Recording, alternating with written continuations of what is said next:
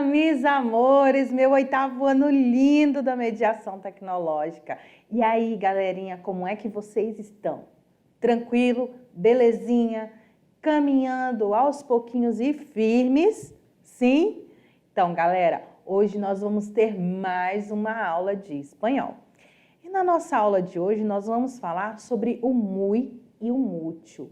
Isso, o muy e o mucho é algo, são palavras que fazem uma confusão imensa na cabeça dos brasileiros, principalmente porque os dois têm a mesma tradução, que é muito, que vocês vão ver já já. Outra coisinha que vocês também vão ver é o uso dos porquês. Isso, vocês não já viram em língua portuguesa o uso dos porquês? Pois é, na língua espanhola também tem a forma de usar os porquês, beleza? Então não vamos perder mais tanto tempo. Lembrem-se, eu sou a professora Tainá e estou aqui para levar a língua espanhola para vocês. Então, simbora para a nossa aula de hoje. O muy e o mucho. Como eu falei agora há pouco para vocês, tanto o muy quanto o mucho, ele tem o mesmo significado, que significa o quê? Um advérbio, ele é um advérbio de intensidade, que significa muito em língua portuguesa. Por exemplo, te quiero mucho. Te amo muito. La escuela é muito lejos de aqui. A escola é muito longe daqui. Então, tanto um quanto o outro tem o mesmo significado na tradução para a língua portuguesa, que é muito. O que diferencia um do outro é o seu uso. Porque em língua espanhola, os falantes de língua espanhola, eles prezam muito pela gramática, muito pelo uso correto das palavras. Então, é muito importante que vocês prestem bastante atenção e usem corretamente o muy e o mucho. Então, vamos lá. Primeiro, o muy. O que é o muy? Como eu falei para vocês, ele é um advérbio de intensidade. E ele é utilizado antes de adjetivos, advérbios, que são outros advérbios, ou em locuções adverbiais. Eu sempre irei utilizar ele antes dessas três possibilidades, antes de adjetivos, outros advérbios ou locuções adverbiais. Por exemplo, Juana está muito contenta. Contenta é um adjetivo. Por quê? Ela está dizendo que ela está muito contente, então é um adjetivo. Julio camina muito rápido. Rápido é um advérbio. Um advérbio de modo, né? Como é que ele caminha? Ele caminha rápido. Tu hermano habla inglês muy bien. Muy bien, ele já é uma locução adverbial. Por que é uma locução adverbial? Porque são duas palavras juntos para dizer para ter uma significação apenas, que ele fala muito bem, certo? Já o mucho, galera, é o oposto, viu? O mucho, ele é um adjetivo, mas com função de advérbio, porque ele sempre vai dar essa intensidade. Ele é determinativo, quantificador, usado antes de substantivos e depois de verbos. Enquanto muy é usado antes de adjetivo, advérbio ou locuções adverbiais, o mucho ele só é usado antes de substantivo ou depois de verbos, certo? Vamos ver alguns exemplos. Julio trabaja mucho. Julio trabalha muito. Olha o verbo aqui, ó. Verbo trabalhar. E o muito, que é o meu quantificador, determinativo quantificador. O meu adjetivo, determinativo quantificador. Ayer llovió mucho. Ontem choveu muito. Olha aqui de novo o verbo e depois do verbo mucho. Has crecido mucho desde a última vez que te vi. Cresceu muito. Olha de novo o verbo aqui. Desde que a última vez que você cresceu.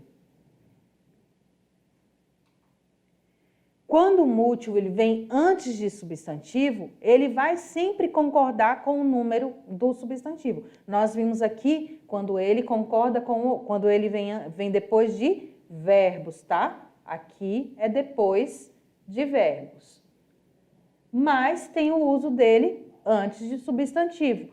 Sempre que vier um substantivo, ele vai concordar em gênero e número. Então, o mútil, ele é variável. Ele é uma classe de palavras variáveis.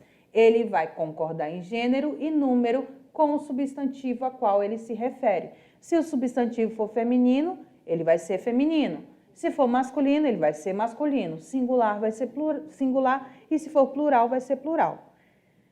Por exemplo, hay muchas personas en la plaza. Com la zeta, professora. Então, esse muitas está se referindo ao verbo hay? Não, está se referindo a pessoas. Então, como são muitas pessoas, eu tenho que concordar com o meu substantivo, plural e feminino. Personas, muchas.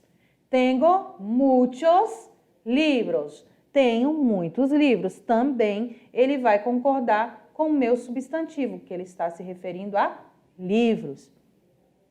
Ele está no plural e no masculino. Mucha gente no creía en nuestra relación. Então, muita gente não acreditava em nossa relação. Então, está no singular e feminino, porque gente é feminino. A gente. As pessoas. Certo? Então, está se referindo a gente, fica feminino e singular. Mucha gente. En este río hay muchos peces. De novo, concordando com o meu substantivo, muitos peixes. Certinho? Apesar da regra de uso indicar que devemos usar o muy antes de adjetivos, advérbios, também existem exceções. Por que existem exceções, professora? Porque nada na vida é 100% regra. Sempre existe uma exceção. E há exceções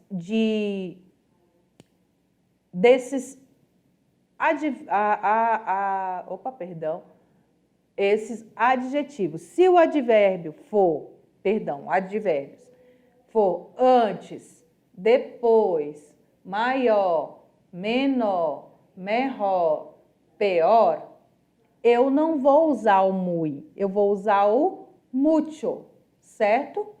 Então, eu não vou usar mucho, muy antes, muy después, muy maior, muy menor, muy mejor, muy peor. Eu vou usar mucho. Mucho antes, mucho después, mucho maior, mucho menor, mucho mejor e mucho peor. Certo? Somente nesses 3 casos, tá? Como a gente viu, muy ele é usado antes de adjetivos e advérbios. Porém, esses advérbios aqui só utilizamos o mucho e não o muy. Los candidatos llegaron mucho antes de la hora. Llegaremos mucho después de ti. La película está mucho mejor de lo que pensamos. Professora, mas não é errado falar muito maior, muito menor? Em língua portuguesa não é que seja errado, ele não é um uso da língua culta, e sim da língua coloquial, que é a língua do dia a dia. Mas em espanhol, o mucho ele é usado sim, antes de maior, antes de menor, muito maior, muito menor. Sim, ele pode ser utilizado sem problema, não é errado, tá bom? Eu espero que vocês tenham conseguido compreender a diferença entre o muy e o mucho. Por quê? Porque é muito simples. Antes de adjetivo, advérbios e locuções adjetivas, ou adverbiais, eu sempre vou usar o muy, com as exceções de antes, depois, maior, menor, e assim sucessivamente, antes daqueles casos. Quando não for nem um adjetivo, nem um advérbio e nem uma locução adverbial, e sim um substantivo ou um verbo, aí eu vou utilizar o mútil. Se for depois de um verbo, ele não vai mudar, é mútil mesmo.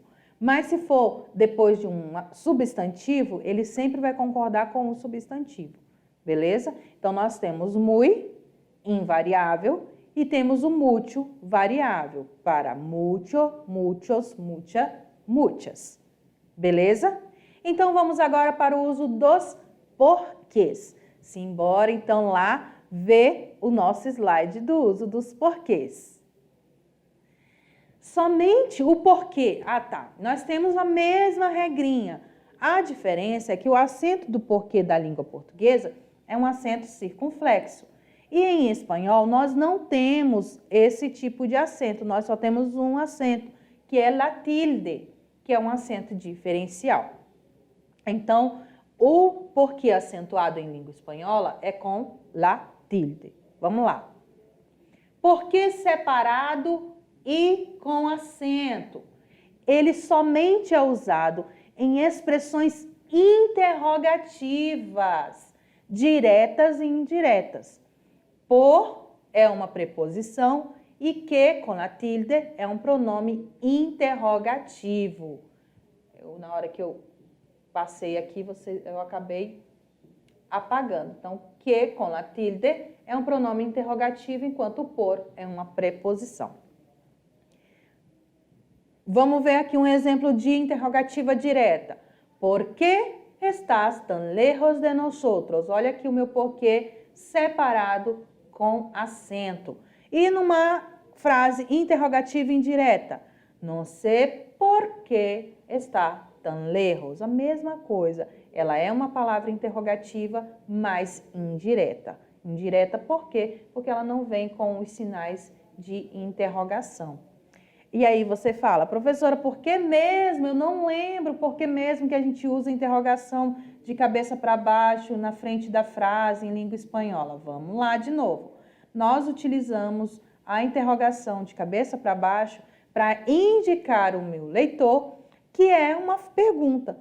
Quantas e quantas vezes você não esteve lá no seu texto, fazendo uma leitura ali para sua professora em língua portuguesa, e lá nas últimas palavras que você percebe que é uma pergunta, aí você muda a sua tonalidade lá só no finalzinho da frase. Em língua espanhola isso não acontece, porque ele já te indica o momento exato que você deve fazer essa troca de tonalidade na hora da leitura. Facinho assim, não é? Fica muito mais fácil, é muito mais bacana. Então, vamos voltar lá para o nosso uso dos porquês. O porquê junto e sem acento. Porquê junto e sem acento. O porquê junto e sem acento é uma conjunção causal. É uma conjunção de causa ou ainda final. Ele vai introduzir uma frase subordinada. Galerinha, em língua espanhola nós também temos as conjunções coordenadas e subordinadas. Ele explica a causa de outra frase principal. A oração subordinada é aquela oração que ela precisa de um complemento. E esse porquê, ele é o complemento. Então, o porquê junto e sem acento é uma conjunção causal. Entendi? Lo porquê no me has explicado muy bien. Estou acá porque me llamaste. Então, é a causa, o motivo, a razão, a circunstância do que acontece. Porquê junto e com acento. Então, vamos lá para o porquê junto e com acento. Já o porquê junto com acento, ele é o quê? Um substantivo. Ele vai indicar também a causa do motivo. Ele sempre é utilizado depois do artigo el, sem la tilde. El, sem a tilde, é o artigo. Ou de outro determinante, como su, este, outro e assim sucessivamente. Pode ser utilizado também no plural, los porquês.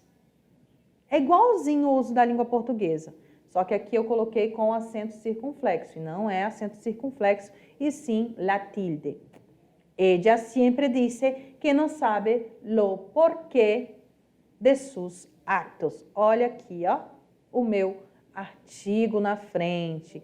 Ela sempre diz que não sabe explicar o porquê dos seus atos. E o último uso é o porquê separado e sem acento. O porquê separado e sem acento, ele é formado por, pronome relativo, e que também pode ser substituída por la qual.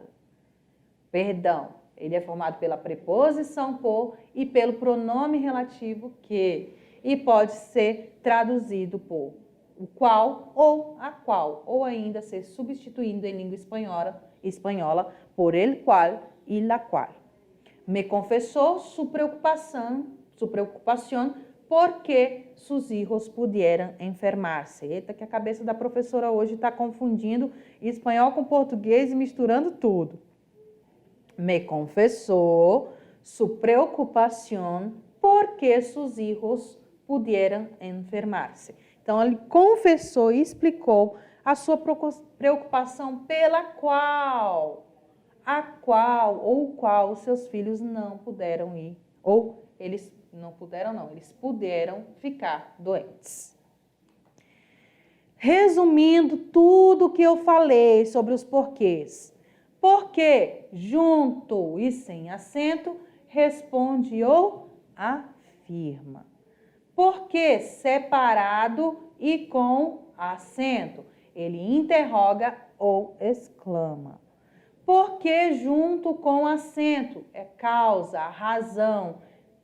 Porque separado, sem acento, por ele, pode ser traduzido ou substituído por ele ou la qual. Certo?